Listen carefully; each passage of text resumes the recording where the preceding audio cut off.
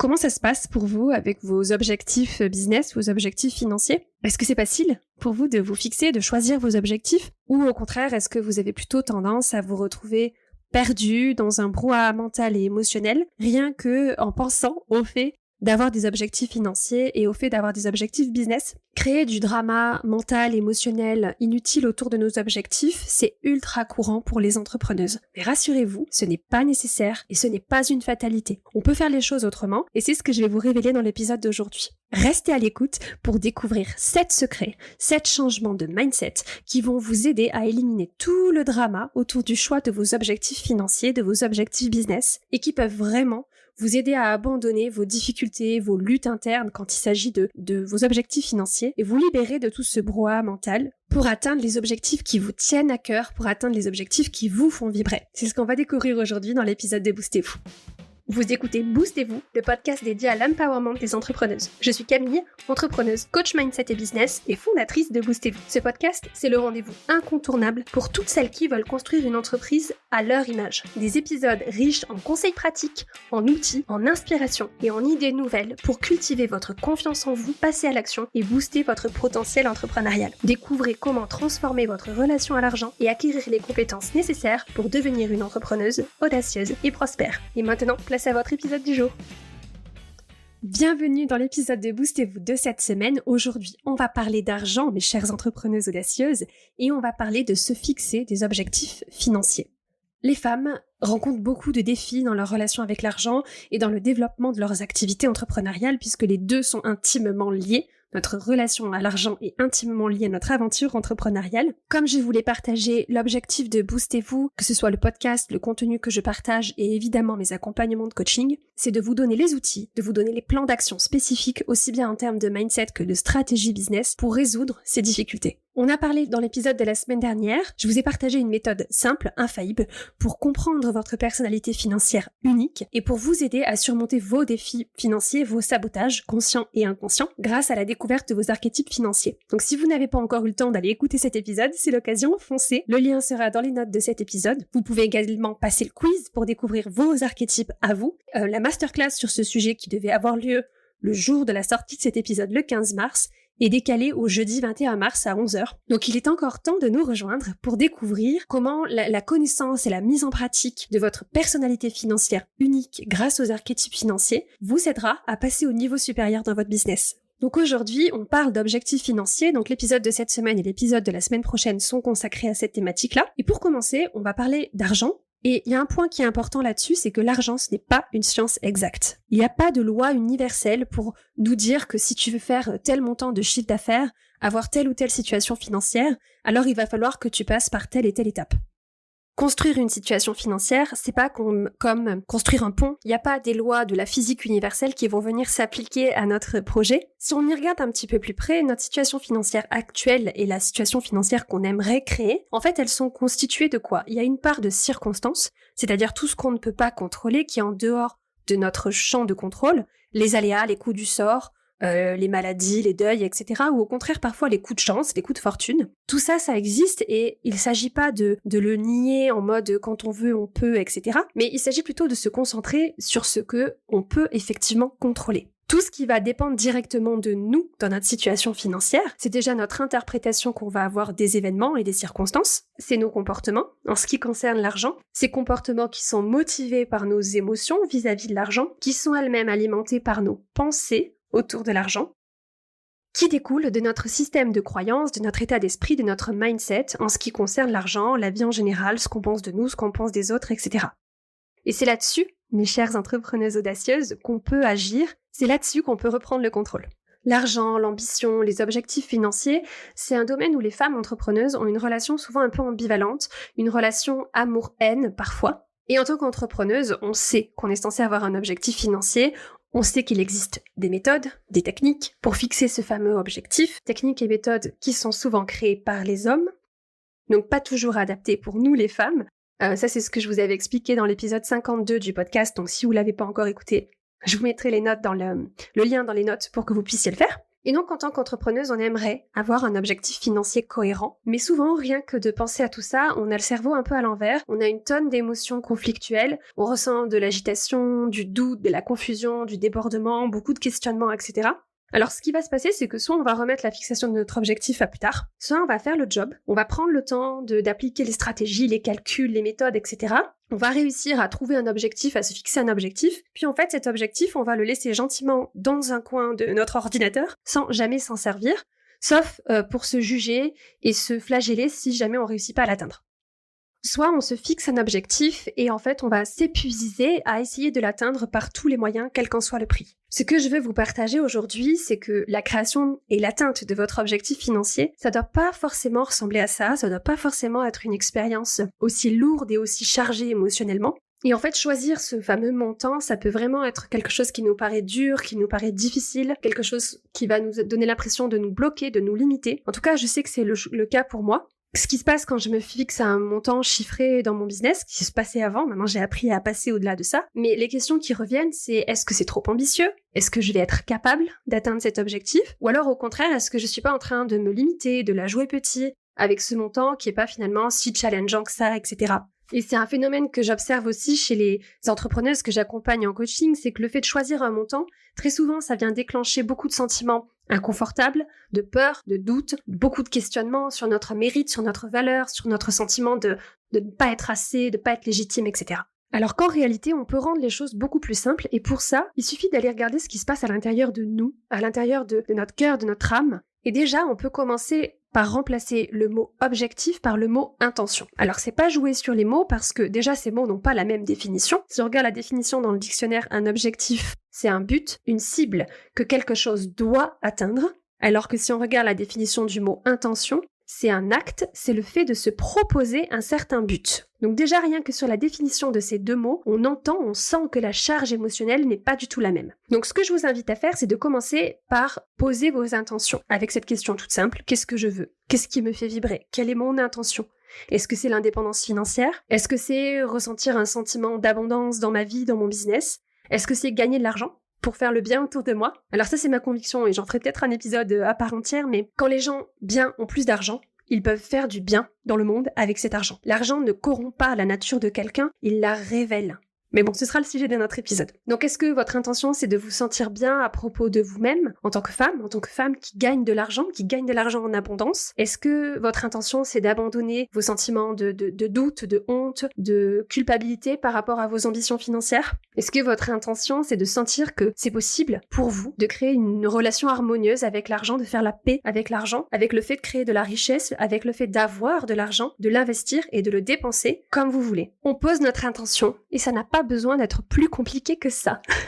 C'est pour ça que j'ai décidé de faire cette série de podcasts en 2 parties, donc sur la création des objectifs financiers, pour d'abord, comme aujourd'hui, vous donner donc les 7 secrets qui peuvent vraiment vous aider à abandonner votre drama mental, à arrêter de vous prendre la tête sur vos objectifs. Et puis la semaine prochaine, dans le prochain épisode, je vous expliquerai comment, mon secret pour choisir facilement le montant de votre objectif financier. Donc aujourd'hui, on est là pour éliminer le drama autour du choix de votre objectif financier. Le problème quand on n'a pas un objectif ou une intention claire en tête, c'est qu'on va manquer de clarté. Quand on n'a pas de clarté sur notre objectif financier, on va être dans le flou, on va naviguer à vue, on va improviser et on va prendre des décisions qui découlent de cette énergie d'improvisation, de flou, d'incertitude.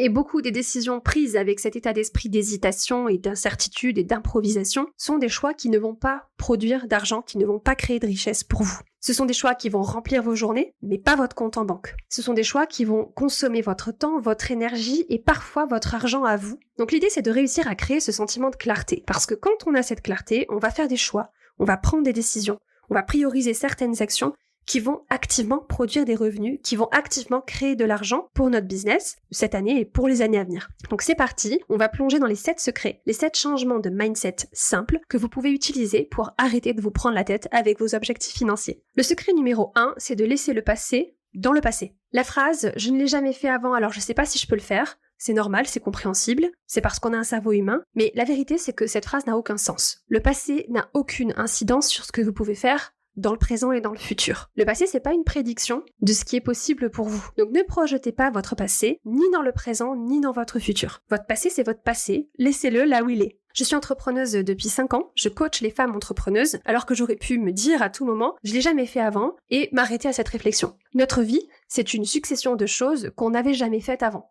depuis notre naissance jusqu'au jour de notre mort. Donc je vous encourage vraiment à toujours aller vers les choses que vous n'avez jamais faites avant. Parce que c'est là que se trouve la croissance et c'est là où se trouve tout le sel de la vie. Alors remplacez cette phrase, cette pensée du je l'ai jamais fait par je veux le faire, j'en ai envie, alors en avant.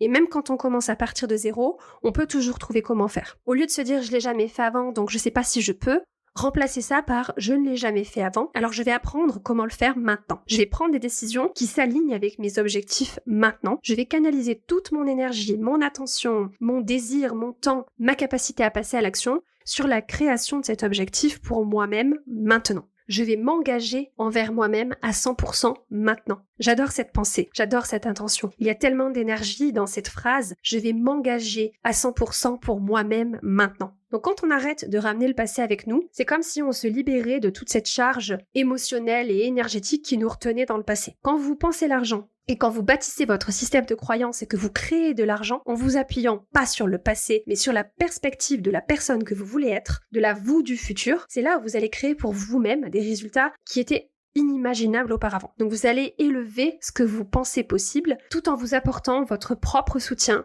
sans jamais laisser le passé vous limiter ou vous définir. C'était le secret numéro 1. Secret numéro 2, élevez votre champ des possibles. Prenez quelques secondes là maintenant pour imaginer le montant que vous voulez gagner. Votre montant idéal dans votre entreprise, dans votre vie. Je vais vous dire une vérité toute simple. C'est possible. Ce montant est possible. Possible, c'est le mot que j'ai choisi pour cette année. Je l'utilise très souvent quand j'ai des pensées de limitation, des pensées de « c'est pas possible ». Je me pose cette question, et si c'était possible ? Qu'est-ce que je ferais ? Qu'est-ce que je penserais ? Vous pouvez gagner autant d'argent que vous le souhaitez. Alors c'est sûr, on va devoir faire le travail. On va devoir passer à l'action, on va devoir mouiller la chemise, on va devoir ressentir tout l'inconfort émotionnel qui vont avec. Peut-être qu'on a des compétences à développer, des challenges à relever, des obstacles à surmonter, etc. Ça, ok, c'est certain. On va pas atteindre un objectif financier en restant les fesses d'un canapé devant Netflix. On est d'accord. Mais on n'a pas besoin d'attendre. On doit décider, on doit s'engager pour nous-mêmes, mais on n'a pas besoin de demander la permission à qui que ce soit. D'ailleurs, si vous pensiez avoir besoin d'une permission pour vous autoriser à rêver grand, pour vous autoriser à explorer votre ambition, eh bien je vous la donne. Permission accordée. Voilà, c'est cadeau. Donc c'est à vous de rêver grand, c'est à vous de cultiver votre champ des possibles et c'est à vous de vous donner la permission de vous fixer des objectifs et d'essayer de les atteindre. Secret numéro 3, la vie des autres, c'est la vie des autres. En 2 mots. Donc une chose qu'on ne doit surtout pas faire quand on parle d'objectifs financiers, c'est de demander aux autres. Ne demandez pas à vos amis leur avis sur votre objectif financier, même pas à vos business friends. Ne demandez pas à votre famille, ne demandez pas à votre conjoint, ne demandez pas aux personnes qui ne gagnent pas ce que vous voudriez gagner, ne leur demandez pas ce qui est possible pour vous, et ne demandez pas non plus aux personnes qui gagnent ce que vous voulez gagner. Parce que leurs réponses, elles viendront uniquement de leur propre cadre de référence, c'est-à-dire de ce qu'ils pensent d'eux-mêmes, de ce que eux pensent être capables de gagner, de ce qu'ils pensent être autorisés à gagner, de ce qu'ils pensent être normal, attendu, acceptable, etc.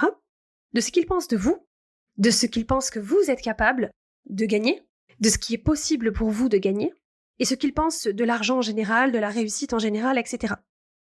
Donc demander son avis à quelqu'un quand il s'agit de notre objectif financier, c'est abdiquer notre pouvoir. C'est ouvrir notre propre cerveau à leurs pensées, leurs émotions, leurs croyances, leurs limitations. Donc on doit s'élever au-dessus de tout ça, même si c'est pas facile. On doit faire ce travail de s'empouvoirer, s'empuissancer nous-mêmes. Notre objectif financier, c'est une affaire entre nous et nous. C'est notre responsabilité à nous, et à nous seulement, de choisir un objectif financier qui représente ce qu'on veut pour nous-mêmes, pour nos business et pour nos vies. Secret numéro 4, c'est de vous connecter avec votre montant. Si vous avez un montant en tête en ce qui concerne votre objectif financier, demandez-vous quelle est ma relation avec ce montant ? Quelles sont mes pensées ? Quelles sont ces émotions ? Pourquoi je choisis ce montant-là ? Souvent, on a des montants en tête qui ne sont pas les nôtres. On veut faire un business à 6 ou 7 chiffres parce que c'est ce qu'on voit sur les réseaux sociaux et on pense que c'est la norme, que c'est le critère de succès pour notre business. Ou alors on se dit que si on arrive à avoir un revenu équivalent à notre ancien salaire, ce sera déjà pas mal. Alors que la vraie question, c'est quel est le montant qui me fait vibrer ? Est-ce que le montant que j'ai en tête, il m'excite et il me challenge un petit peu aussi ? Donc cette notion de challenge, elle vient du fait qu'en fait on a tous une zone de confort financière, des montants auxquels notre cerveau est habitué. D'ailleurs, je ferai un épisode de sujet si ça vous intéresse, mais pour la faire courte aujourd'hui, en fait, on a une zone de confort financière. Imaginez un espèce de cercle dans lequel notre cerveau est confortable en ce qui concerne l'argent. Il y a un cercle un petit peu plus large par rapport à ce cercle-là, qui est notre zone de challenge. C'est challengeant, mais notre cerveau, il arrive à conceptualiser ce qui se passe dans cette zone. C'est des montants qu'on arrive à imaginer, à conceptualiser.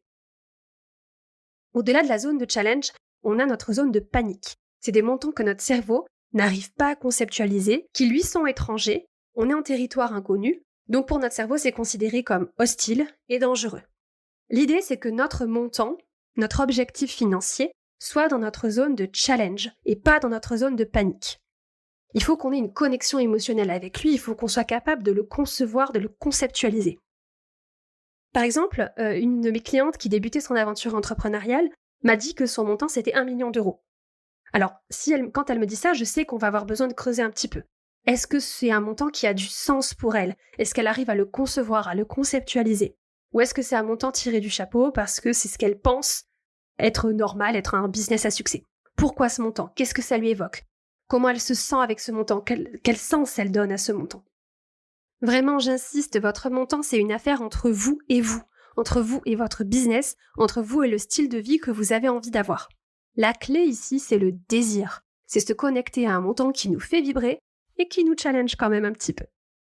C'était le secret numéro 4. Secret numéro 5, devenez indisponible pour ce que vous ne voulez pas. C'est une citation de Jen Sincero qui dit « Deviens indisponible pour ta vie actuelle ». Donc comment on fait ça? En fait, c'est quand des pensées vont survenir dans notre tête, on a le pouvoir de se concentrer sur ce qu'on veut penser à la place. Oui, il y a des choses qui vont se produire.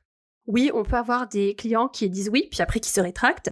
On peut avoir des lancements qui foirent. On peut avoir des groupes qu'on va avoir du mal à remplir. On peut avoir des mois qui sont pas top. On peut avoir des conversations de vente qui n'aboutissent pas. Bref, on peut rencontrer tout un tas de situations challengeantes, difficiles, qu'on peut voir comme des échecs. Mais la vérité, c'est que tout ça, c'est des petites gouttes d'eau dans l'océan qu'est notre business.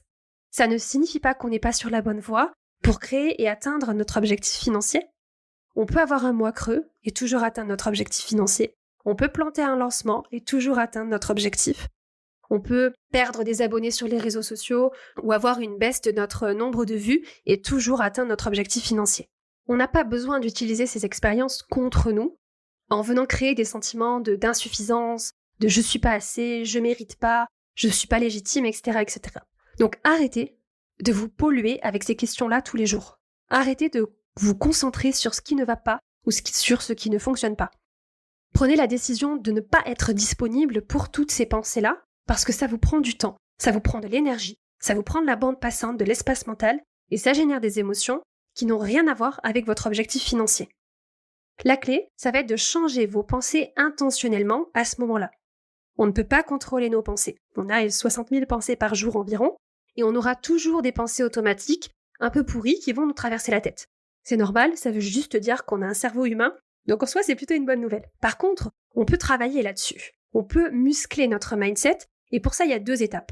La première chose, ça va être d'identifier les pensées de sabotage pour ce qu'elles sont, du sabotage.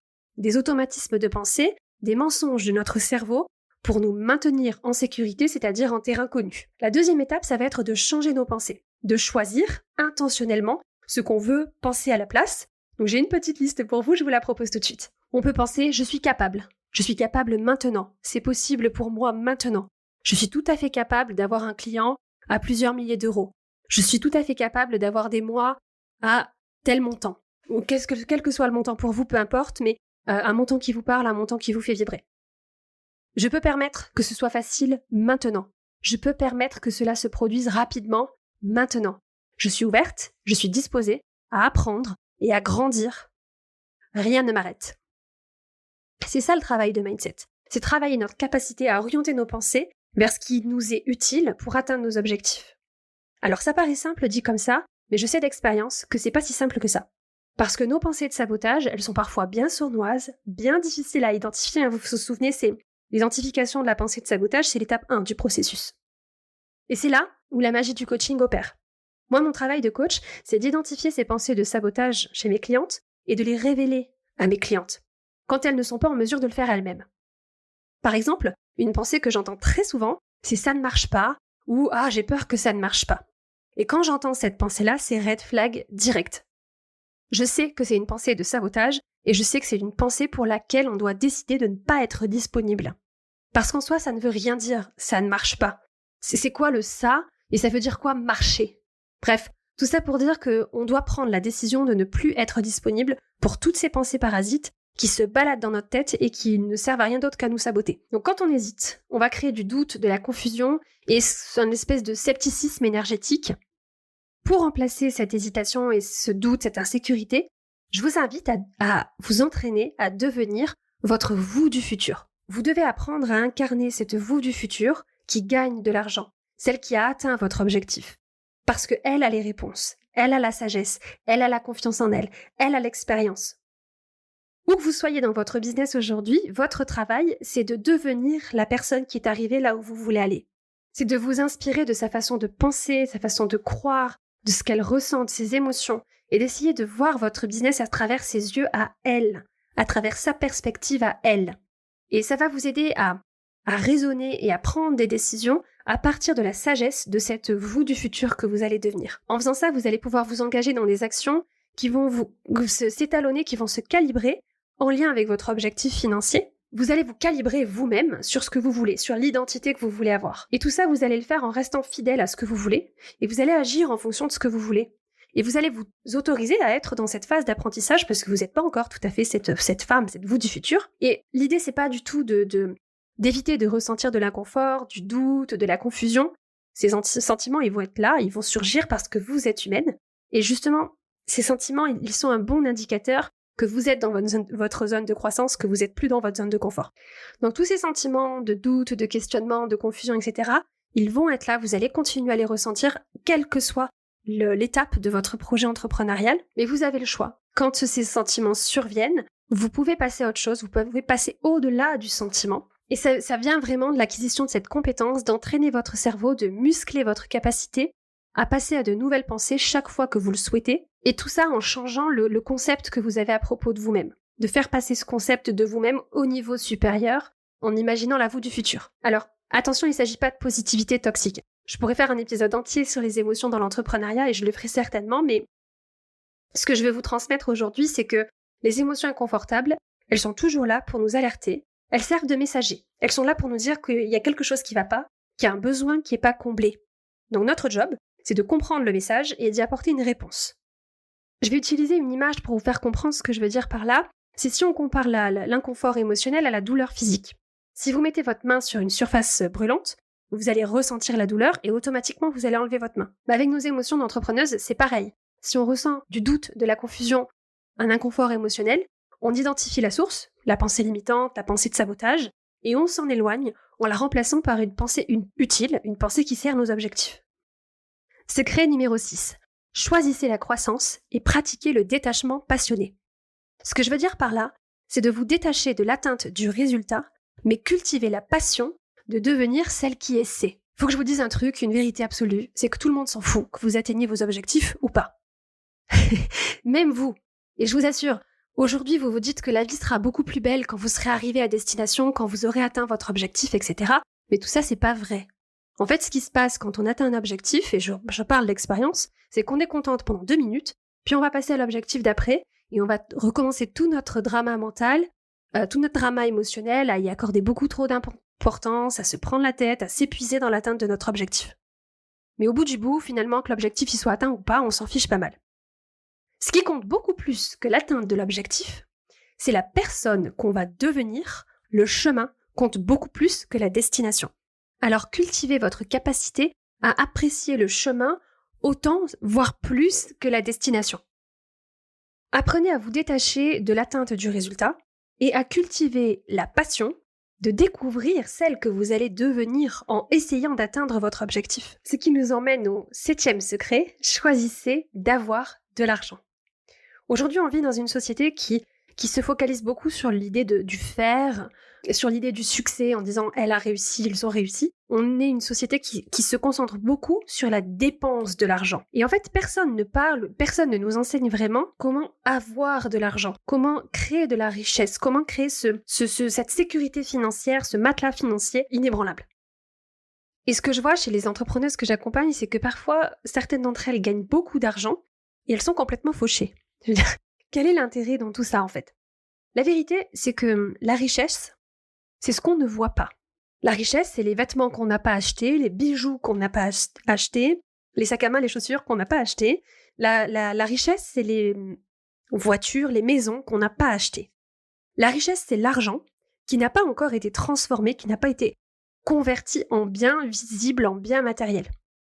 Et généralement, on ne considère pas la richesse comme ça parce qu'on a du mal à contextualiser, à conceptualiser ce qu'on ne voit pas. Pour vous donner un exemple, la chanteuse Rihanna a failli faire faillite parce qu'elle avait dépensé trop d'argent et elle a poursuivi en justice son conseiller financier qui a répondu « Est-ce que c'était vraiment nécessaire de lui dire que si on dépense de l'argent pour des choses, on se retrouve avec des choses et pas avec de l'argent ?» Alors oui, ça prête à sourire, mais la réalité c'est que oui, la réponse c'est que oui, la plupart des gens, la plupart d'entre nous, on a besoin d'entendre ça, on a besoin qu'on nous dise ça. Et donc quand quelqu'un dit qu'il veut être millionnaire, en fait ce qu'il veut dire, c'est qu'il aimerait dépenser 1 million d'euros. Dépenser 1 million d'euros, c'est en fait l'exact opposé d'être millionnaire. La mission que je me suis donnée avec Boostez-vous, ce vers quoi je me sens appelée du plus profond de mon cœur, c'est de contribuer à la création d'un monde où les femmes ont de l'argent, où vous avez de l'argent. Parce que l'argent brise toutes les règles, toutes les injonctions que la société impose aux femmes. Avoir de l'argent, c'est avoir de la liberté, c'est avoir le choix, c'est avoir du pouvoir. Les femmes ayant de l'argent, elles vont donner du pouvoir aux autres femmes. C'est une sorte d'effet papillon qui est magnifique. Alors j'apporte ma contribution en vous parlant d'argent, en vous aidant à gagner de l'argent, à vous aidant à entrer dans votre puissance, dans votre pouvoir avec l'argent, et à avoir de l'argent. Parce que c'est la chose la plus rebelle que vous puissiez faire en tant que femme. Et c'est pas pour rien que mon archétype financier principal, c'est l'archétype de la maverick, de la rebelle, de celle qui brise les règles. Alors oui, j'ai tendance à m'emporter un petit peu sur ce sujet. D'ailleurs, le quiz pour identifier et connaître vos archétypes financiers est disponible gratuitement sur mon site internet camillegaudin.fr/archétype-quiz. Le lien sera dans les notes de cet épisode de podcast. Bref, tout ça pour dire que avoir de l'argent, c'est un acte que je trouve profondément féministe. Et donc sur ce sujet, pour terminer l'épisode d'aujourd'hui, je voudrais vous proposer un exercice de coaching qui est un de mes préférés. C'est un exercice vraiment tout simple en fait. Et il va vous amener à commencer à changer votre perception de vous-même en tant que femme, en tant qu'entrepreneuse qui a de l'argent en abondance. En changeant votre façon de penser, en changeant votre façon de vous percevoir pour commencer à devenir, à incarner cette femme puissante, cette femme sûre d'elle, en étant cette femme qui va pas s'agiter dans tous les sens, qui va pas s'inquiéter à propos de l'argent.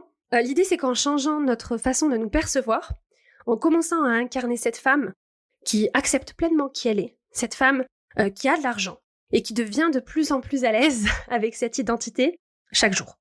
Donc voilà l'exercice que je voulais vous proposer. Prenez de quoi écrire, que ce soit votre téléphone, un bout de papier, votre journal, ce que vous voulez. Donc c'est parti. Première question, quel est le montant le plus élevé que vous pouvez imaginer avoir sur votre compte en banque, en cash, immédiatement disponible? Prenez un moment pour écrire ce montant. Faites pause sur l'épisode si vous voulez. Prenez un moment, écrivez ce montant. Maintenant, je veux que vous rajoutiez un 0 à la fin du montant que vous avez écrit. Vous l'avez ? Vous l'avez multiplié par 10.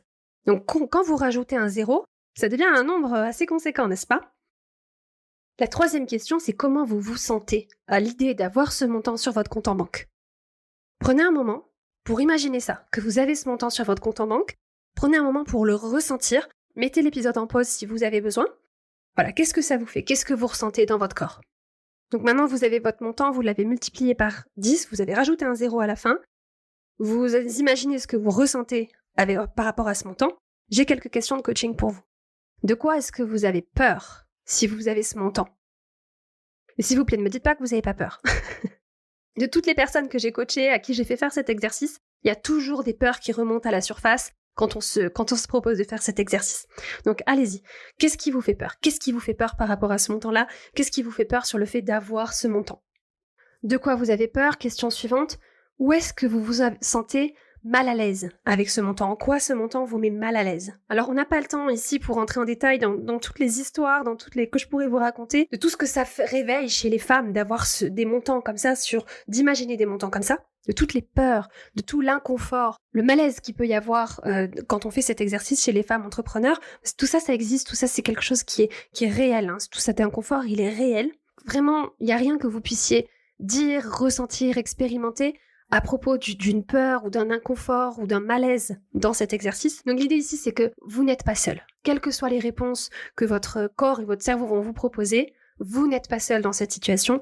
Cet inconfort, cette peur, ce malaise quand on parle d'argent, c'est un truc qui est réel chez les femmes. Et pareil, je pourrais en faire un épisode de podcast à part entière. Donc la question suivante, c'est qu'est-ce qui grandit en vous? Qu'est-ce qui s'élargit pour vous? Qu'est-ce qui s'étend si vous avez ce montant? Et enfin, dernière question, qu'est-ce que cela dit de vous d'avoir ce montant sur votre compte en banque? Je vous en ai déjà parlé un petit peu plus tôt dans cet épisode, mais ce qui est important à comprendre ici, c'est que le fait d'avoir un montant, quel que soit le nombre de zéros sur le montant de notre compte en banque, ça ne nous rend pas cupides, égoïstes, vénales ou quoi que ce soit. Ça ne fait pas de nous une mauvaise personne, d'aucune manière que ce soit. L'argent, il va révéler, il va magnifier nos valeurs, il va révéler notre personnalité et nos caractéristiques de base. L'argent ne nous change pas, il nous révèle à nous-mêmes et aux autres. Ok, donc pour résumer, pour libérer tout le drama financier lié au choix de votre objectif financier, les 7 secrets dont on a parlé aujourd'hui. Numéro 1, c'est de laisser le passé dans le passé. Deuxièmement, c'est d'élever ce que vous pensez être possible pour vous, d'élever votre champ des possibles. Troisièmement, ne pas demander l'avis des autres. Votre objectif financier, c'est une affaire entre vous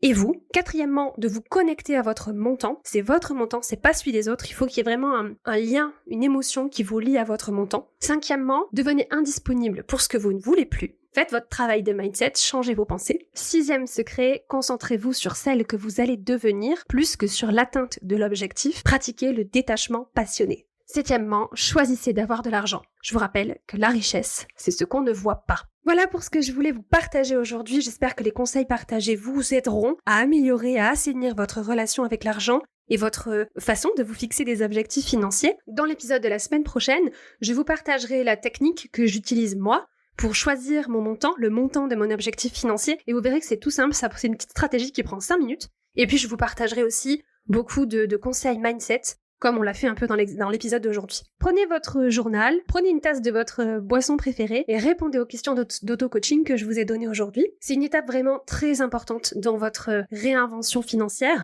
Alors faites-le vraiment, faites l'exercice, vous allez voir, c'est important. Ça a du sens, ça compte, ça va vraiment changer la donne pour vous. Votre révolution intérieure en ce qui concerne l'argent, c'est votre étape numéro 1 pour développer le business dont vous rêvez et pour développer la situation financière dont vous rêvez. Donc pour aller plus loin, vous pouvez passer le quiz pour identifier vos archétypes financiers, la masterclass sur les archétypes financiers, apprendre à les utiliser dans votre entreprise et dans votre réinvention financière, ce sera le 21 mars. Et si vous avez aimé ce que vous avez entendu dans cet épisode, vous allez adorer mon approche du coaching. C'est une approche qui est basée sur le mindset et sur la stratégie business. Et l'objectif, c'est de vous aider à vous développer, vous, en tant qu'individu, en tant que femme, et de vous aider à atteindre vos objectifs au plus haut niveau. Donc je vous invite à réserver une session stratégie avec moi, on discute ensemble, et on voit si un de mes programmes de coaching vous convient, si c'est la bonne décision pour vous et pour votre business. Vous retrouverez tous les liens dont on a parlé dans les notes de cet épisode de podcast. Merci pour votre temps, pour votre attention avec moi aujourd'hui. On se retrouve la semaine prochaine pour un nouvel épisode. D'ici là, prenez bien soin de vous. Bisous. Merci d'avoir écouté l'épisode de Boostez-vous de cette semaine. Si vous avez aimé ce podcast, assurez-vous de vous abonner sur votre plateforme d'écoute préférée pour ne jamais manquer un épisode. J'apprécierais énormément si vous pouviez aussi laisser un avis 5 étoiles sur Apple Podcast ou sur Spotify. Vos avis sont précieux pour aider les femmes entrepreneuses comme vous à découvrir tous les conseils et les idées que je partage ici pour aider les entrepreneuses audacieuses à s'épanouir dans un business prospère. Si cet épisode vous a plu, n'hésitez pas à le partager à vos business friends ou sur Instagram où vous pouvez me taguer. Mon compte c'est boost.et.vous. C'est toujours un immense plaisir de voir vos partages et de pouvoir échanger avec vous. Merci à vous pour votre écoute, votre soutien et merci de faire partie du mouvement de l'empowerment féminin. À la semaine prochaine. Bisous.